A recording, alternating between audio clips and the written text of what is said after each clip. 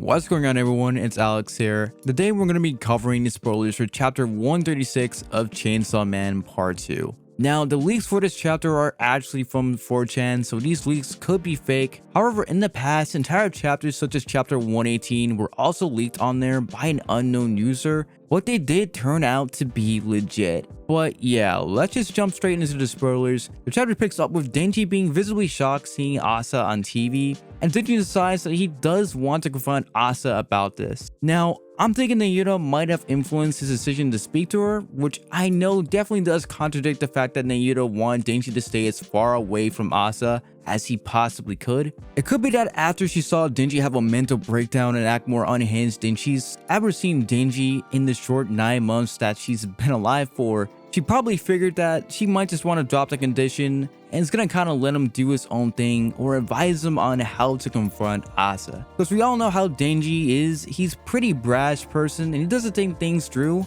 And if he did confront Asa in public, it would be an absolute disaster for him, especially when Denji isn't the most well-spoken person in the world. I mean, if anything, he just made himself look like a total loser, make the situation he's in a lot worse. I mean, if he were to argue with Asa, he really wouldn't have any ground to stand on in his argument against her, especially with how well-spoken Asa can be. I mean, she did come up with a poem for Chainsaw Man on the spot in her head, which while cringy definitely does kind of show that she's more than capable of actually communicating when she wants to, which is something that Denji honestly still does continue to struggle with. And then there's the double standard. I mean, we're talking about Asa, who, even though it's never been said that she's physically attractive, she's always been drawn as looking better than most of her classmates, versus Denji, who's considered above average but has a disheveled look, poor hygiene, and can come off as just being an idiot, and probably does have the reputation of just being thirsty. I mean, a guy was letting girls sit on him for money at school,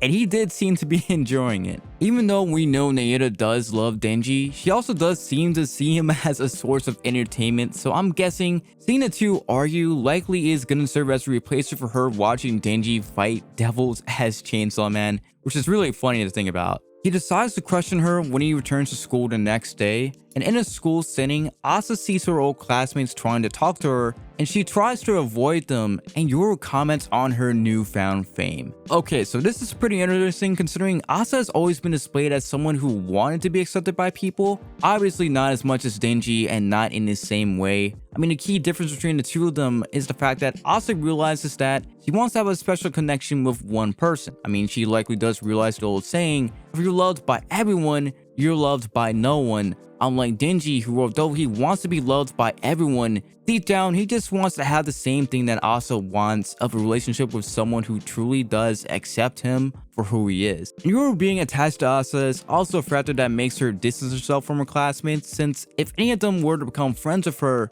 it could open up to Yoru trying to make them into weapons, and the fear of not being accepted and abandoned by them, literally that trauma that Asa has, is also probably playing into why she's distancing herself from them. Yoru warns Asa not to get carried away and forget their goal that was outlined last chapter, with Yoru killing Pochita and also making Denji into a regular human again. And obviously the only reason why Yoru is likely saying this is because he wants to try and keep Asa's ego in check, but also to maintain some level of control over her, which she has pretty much been slowly losing over the last few chapters and the few arcs of the story. When she leaves school at the end of the day, she sees a lot of reporters trying to ask her questions. She can't escape them, so she gets in front of the camera and introduces herself. And man, I cannot wait to see how she handles this. I mean, I know this is going to be a funny moment considering that this is likely the most attention Asa has ever experienced in her life, and she likely isn't going to know how to handle it. I mean,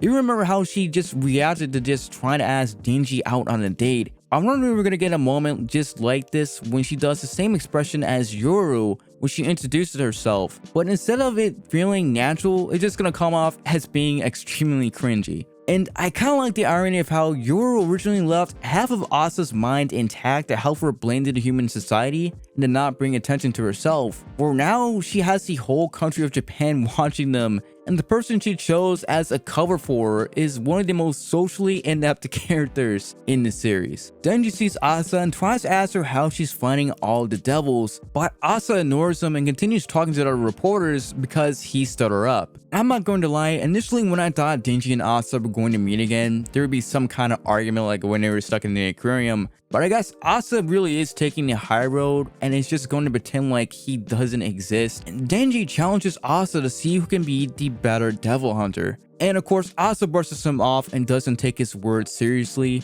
And this isn't the first time, considering that when they were both stuck in the aquarium by the Attorney Devil, despite Denji correctly analyzing which devil had trapped them and pretty much admitting that he had dealt with devils before, she didn't believe him. Then we get a one-week time skip. A reporter reports on a new up-and-coming devil hunter gaining attraction, but they don't know who he is, and also watches the TV and can't believe who she sees. We get an image of Denji on top of a devil holding an axe, and that is how the chapter ends. If the leaks are true, this would be an interesting turn on events, and also a smart move on Denji, considering that by not turning into Chainsaw Man, he technically is keeping up with his agreement with Yoshida and public safety, so it would keep Nayuta safe, and he's able to get the fame that he always wanted while he's staying under the radar. And in case you don't remember, Denji is more than capable of taking on devils in his human form. I mean, even before he fused with Vegeta and essentially became superhuman, he was more than capable of killing devils, and that was a Denji that had one eye,